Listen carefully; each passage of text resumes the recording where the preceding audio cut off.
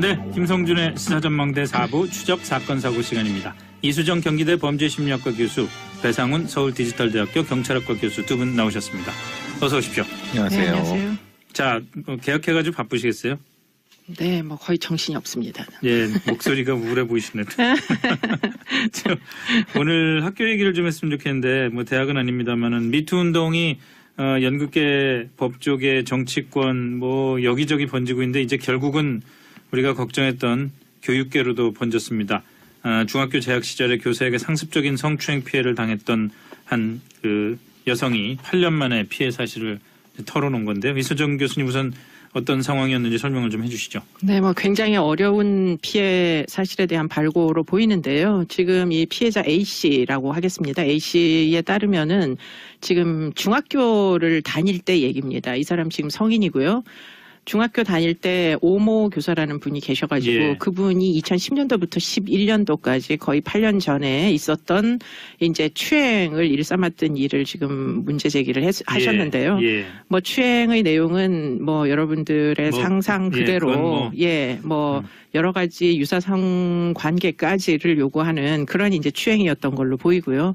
지금 이제 이분이 제시한 증거라는 것에 따르면 지금 이 오모 교사와 그 문자를 주고받았던 내용이 전부 저장이 돼 있는데요. 네. 지금 차량이나 자취방 등에서 성추행을 뭐 한 뒤에는 지금 사실 이 어린 여학생, 중학생에게 성교육이다.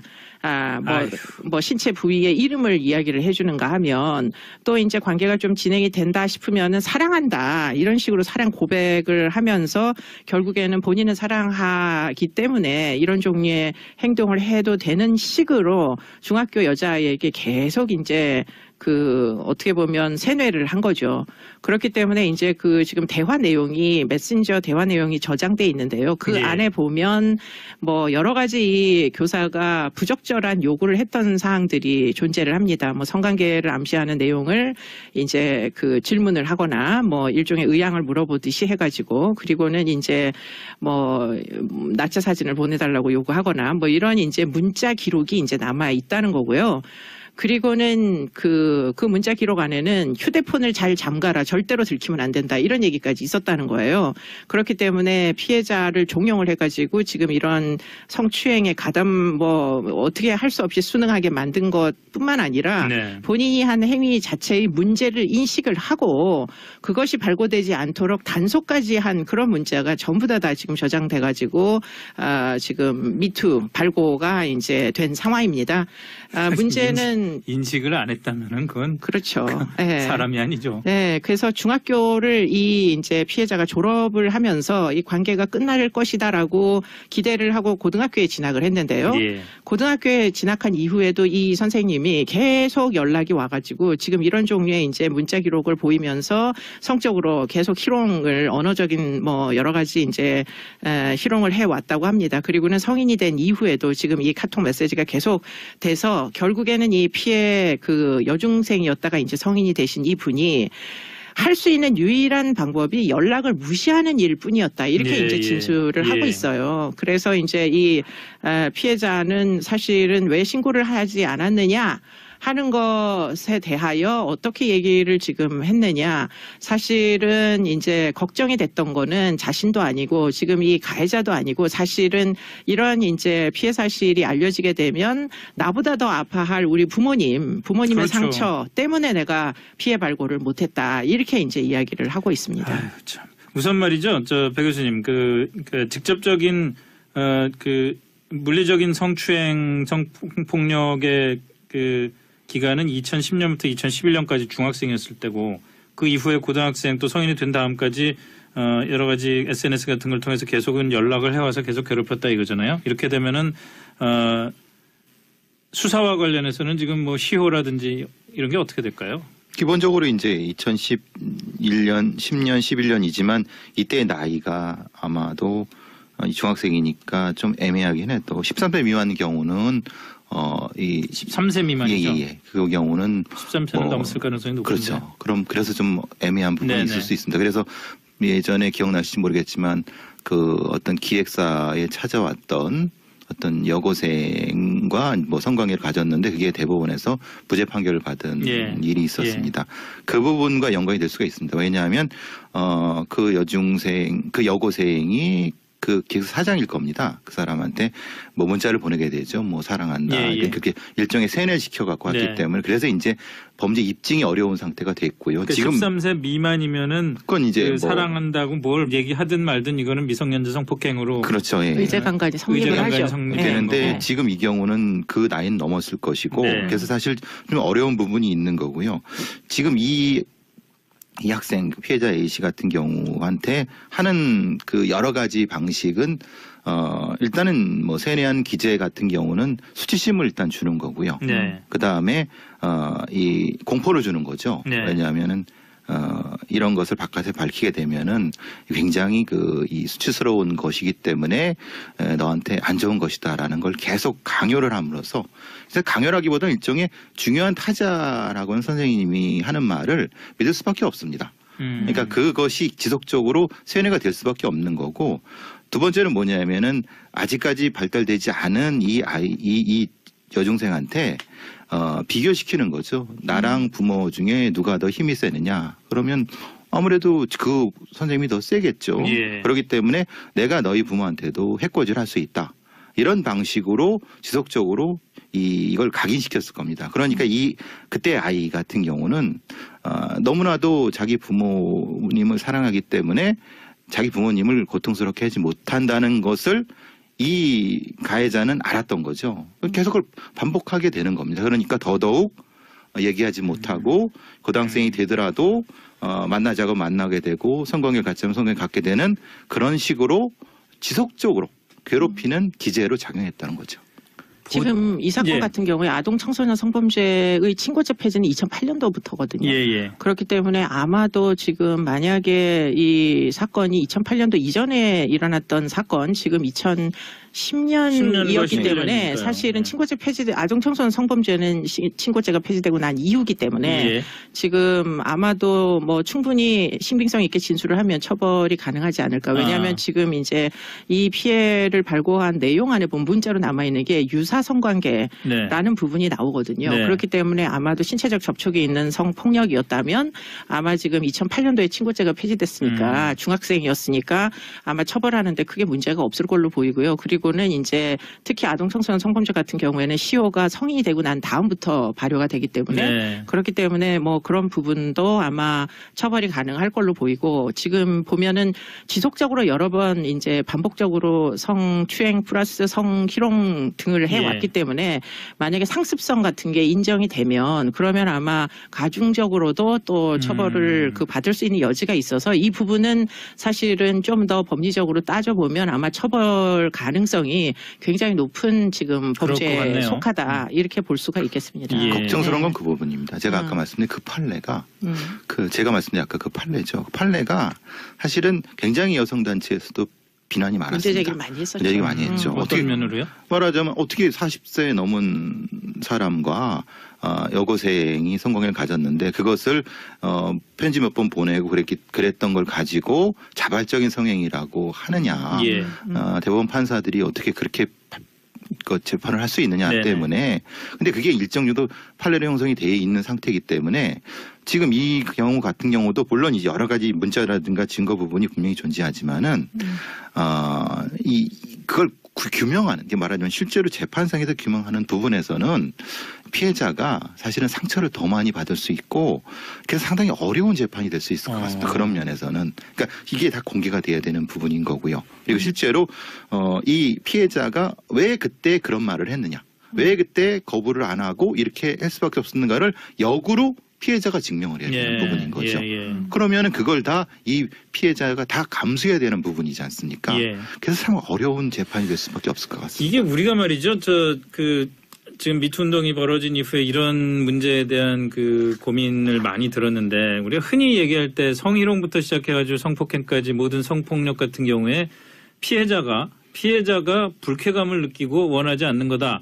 이런 뭐 범죄가 성립이 된다. 우리 흔하게 이렇게 얘기들을 하잖아요. 네, 그래서 이제 뭐 많은 그 미투 폭로를 하는 분들도 나오고 그런 건데 정작 그게 법원으로 가면은 오히려 지금 배 교수님 말씀하신 것처럼 오히려 피해자가 입증을 해야 되는 그 책임이 더욱 무거워지다 보니까 우리나라는 사실은 일종의 이제 폭력, 예. 강요 뭐 이런 것들이 있어야만 성폭력이다 이렇게 인정하는 굉장히 보수적 기준을 이제 그 법리적으로 적용을 하다 보니까 네.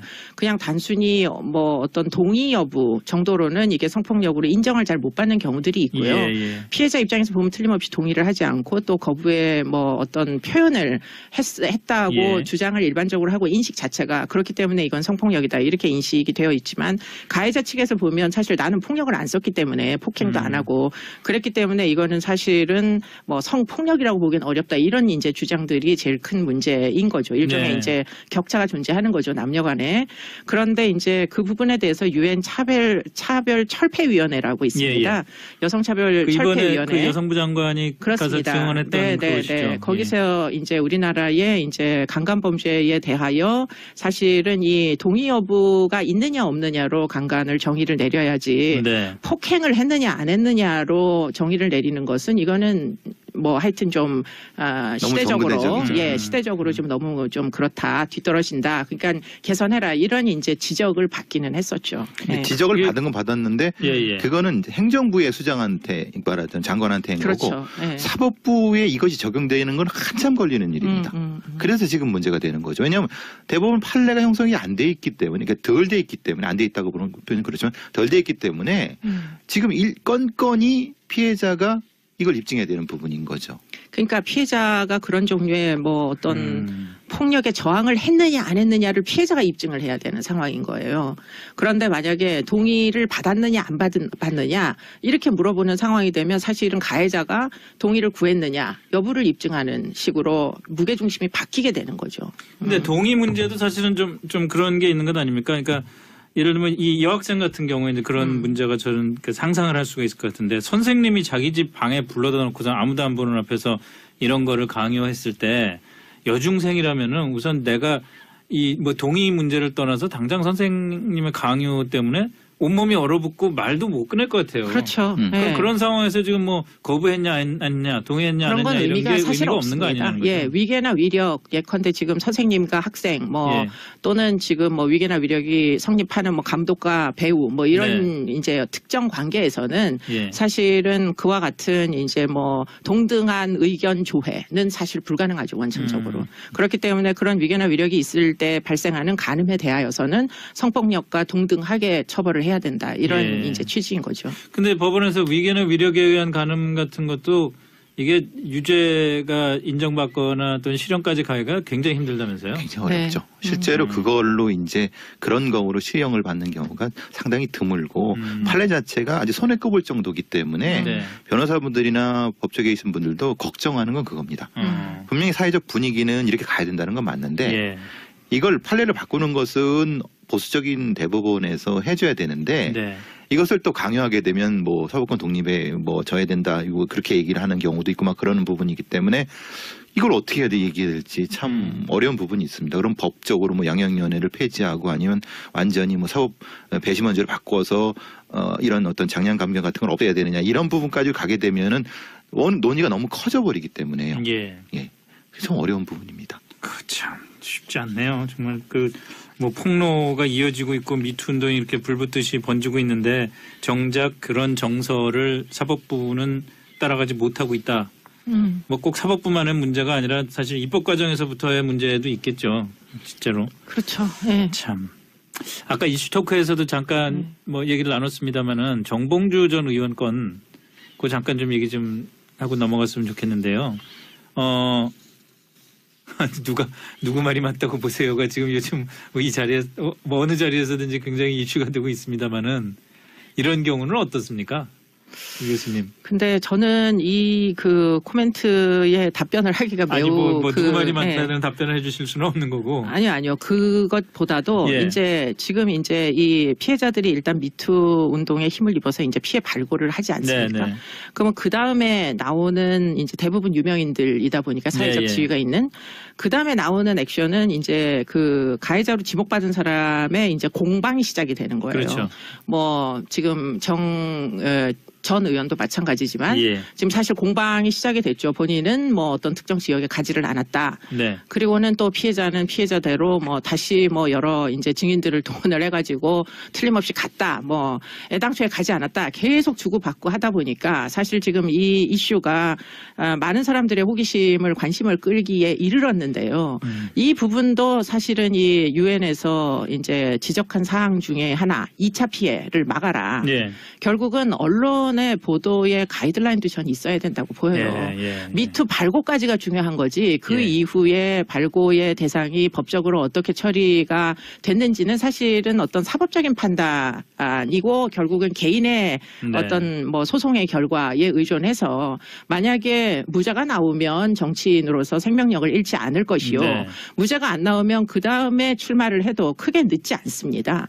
그런데 지금 이번 이제 여러 뭐 이제 언론에 보도된 미투 네. 발고의 대상이 된 정치인들은 지금 당장 문제를 해결하지 않은 채 법적으로도 규명하지 않은 채 예. 어떻게든 이 문제를 당장 잠재워 가지고 당장 출마를 하겠다는 의지를 보이시고 있는 부분에서 이게 사실은 이렇게 하다 보면 결국 공방이 되고 공방이 입증이 안 된 상태에서 누구 말이 맞는지 알게 뭡니까? 그러니까 결국에는 그런 과정 자체가 피해자들에게는 2차 피해가 사실 될 수가 있는 거예요. 시간이 촉박하다고 생각하겠죠. 그게 이제 사람들은. 문제라는 예. 거죠. 피해자도 사실은 책임 있게 발고를 해야 되는 거예요. 그렇기 때문에 한 번 발고를 해가지고 만약에 그게 진실이 아닐 경우에는 무고죄로 틀림없이 처벌받는다라는 네. 점을 감수하면서 발고를 해야지 그냥 이거를 무슨 정치적인 이슈로 그야말로 정치적 공방처럼 그런 이제 뭐 일종의 뭐 어떻게 보면 이용을 하는 미투의 과정을 이용하는 자들이 등장하기 시작하면 이거는 진정성을 모두 잃어버리게 된다. 그렇기 정작 때문에 피해자는 외면당하고 있는 상황이고. 그렇죠. 지금 사실 이 학교에서 일어나는 성폭력 같은 건 굉장히 심각한 거거든요. 예. 미성년자 아이들을 대상으로 교사들이 하는 폭행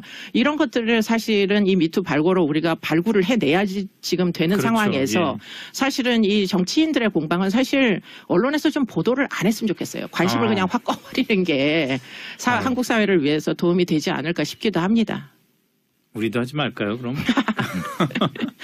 전 개인적으로 제 예. 의견입니다. 예. 알겠습니다. 근데 뭐 사실은 2차 피해 말씀을 하셨는데 이 온라인상에서 2차 피해가 문제잖아요. 사실 우리나라 같은 경우에 대표적으로 그렇죠. SNS의 이 발달이 워낙 뭐 대단히 발달된 나라이기 때문에 그 2차 피해를 온라인상에서 벌어진 걸 막기 위해서 경찰이 전담 모니터 요원 200명을 투입을 했다고 그러는데 200명 갖고 될까요? 실제로는 이제 원래 상시적으로는 예. 한국인터넷진흥원이라든가 이런데 민간 모니터 요원들이 있습니다. 예, 그러니까 말하자면 이건 경찰이 수사 인력이 투입돼서 해야 되는 것이 상시적으로 민간의 모니터 요원들이 상시적으로 해야 되는 거를 수사적 차원에서 내사 차원에서 지금 하겠다는 얘기 같은데요.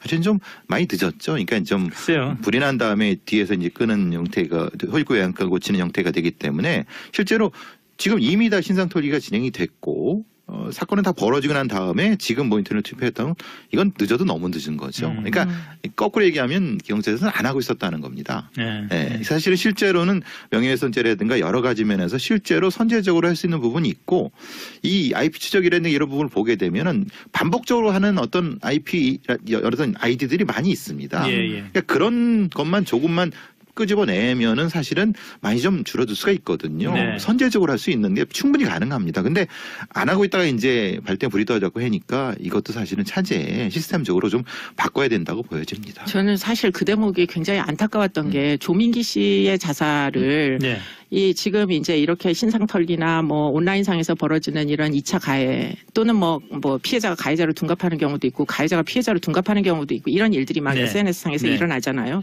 그런 것들을 사실은 경찰이 좀 의지를 가지고 초기부터 대응을 했었으면 자살 사건을 막지 않았을까 그런 안타까움이 사실은 존재합니다. 그렇죠. 네. 실제로는 할 수 있거든요. 왜냐하면 인력도 충분하고 예. 여기 얘기를 하면 뭐 여기 모니터링 200명이라고 하는데 이것이 아니라 체계적으로 한다면은 충분히 인력도 가능한데요.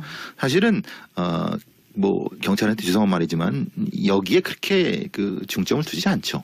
지금 상황 경찰이. 그러니까 이것은 관심의 문제라고 보여집니다. 지금 사실은 2차 피해 그러지만 말이죠. 이 성폭력과 관련된 문제에서 1차 피해에 대한 보호나 경찰 조사나 그렇죠. 사법적인 처리도 안 그것도 되는 안 마당에 되는 그렇죠. 지금 2차 피해를 얘기한다는 게 너무 어떻게 보면 좀 너무 나이브하다는 생각까지 좀 들어요. 그러니까 시스템적으로 그 성범죄에 대한 중요도를 낮게 보는 겁니다. 예, 예. 그러니까 경찰에서는 왜냐하면 뭐 지난번 말씀드린 것처럼 뭐 근데 강력범죄잖아요. 근데 이 전통적으로 점수가 낮죠. 어떤 승진 점수가 그건 점수 참. 그 부분 때문에 살인이나 아니면 뭐 다른 부분은 높고 또 특수 수사 관련된 부분은 높지만은 예.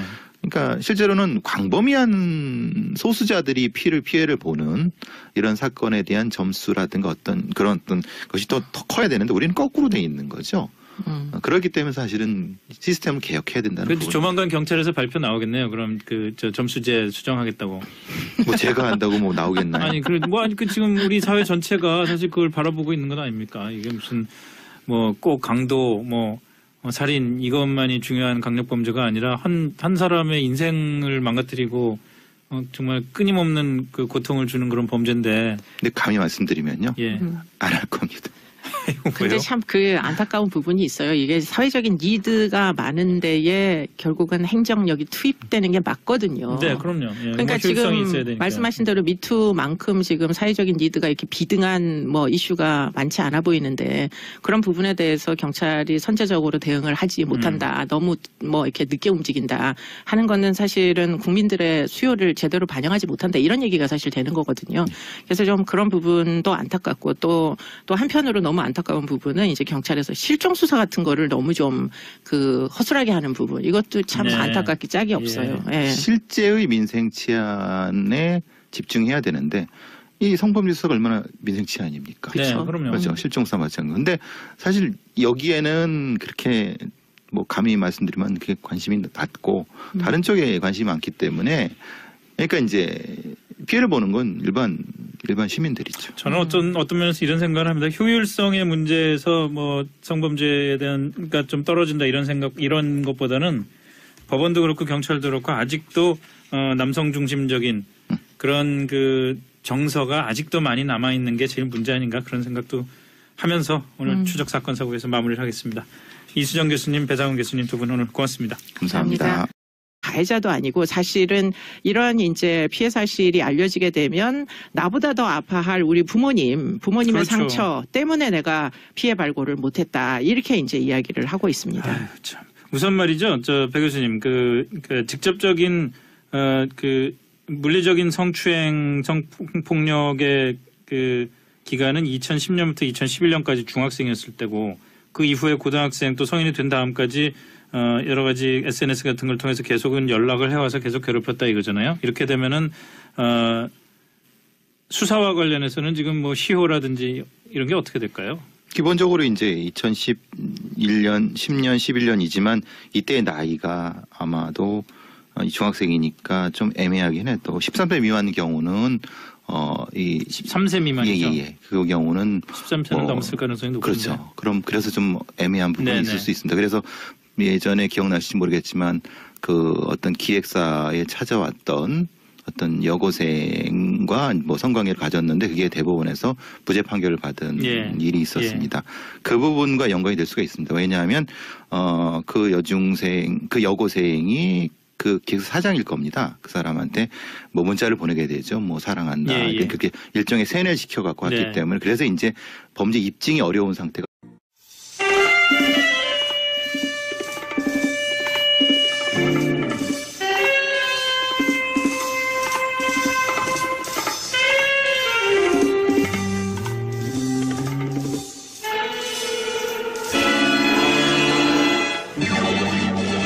네, 김성준의 시사전망대 4부 추적 사건 사고 시간입니다. 이수정 경기대 범죄심리학과 교수, 배상훈 서울디지털대학교 경찰학과 교수 두 분 나오셨습니다. 어서 오십시오. 안녕하세요. 네, 안녕하세요. 자, 개학해가지고 바쁘시겠어요? 네, 뭐 거의 정신이 없습니다. 예, 목소리가 우울해 보이시네요. 오늘 학교 얘기를 좀 했으면 좋겠는데, 뭐 대학은 아닙니다만은 미투 운동이 연극계, 법조계, 정치권 뭐 여기저기 번지고 있는데 이제 결국은 우리가 걱정했던 교육계로도 번졌습니다. 중학교 재학 시절에 교사에게 상습적인 성추행 피해를 당했던 한 그 여성이 8년 만에 피해 사실을 털어놓은 건데요. 이수정 교수님 우선 어떤 상황이었는지 설명을 좀 해주시죠. 네, 뭐 굉장히 어려운 피해 사실에 대한 발고로 보이는데요. 지금 이 피해자 A 씨라고 하겠습니다. A 씨에 따르면은 지금 중학교를 다닐 때 얘기입니다. 이 사람 지금 성인이고요. 중학교 다닐 때 오모 교사라는 분이 계셔가지고 예. 그분이 2010년도부터 11년도까지 거의 8년 전에 있었던 이제 추행을 일삼았던 일을 지금 문제 제기를 하셨는데요. 예. 뭐 추행의 내용은 뭐 여러분들의 뭐, 상상 예, 그대로 그건 뭐 여러 가지 유사성 관계까지를 요구하는 그런 이제 추행이었던 걸로 보이고요. 지금 이제 이분이 제시한 증거라는 것에 따르면 지금 이 오모 교사와 그 문자를 주고받았던 내용이 전부 저장이 돼 있는데요. 네. 지금 차량이나 자취방 등에서 성추행을 뭐 한 뒤에는 지금 사실 이 어린 여학생, 중학생에게 성교육이다. 뭐 신체 부위의 이름을 이야기를 해주는가 하면 또 이제 관계가 좀 진행이 된다 싶으면은 사랑한다 이런 식으로 사랑 고백을 하면서 결국에는 본인은 사랑하기 때문에 이런 종류의 행동을 해도 되는 식으로 중학교 여자아이에게 계속 이제 그 어떻게 보면 세뇌를 한 거죠.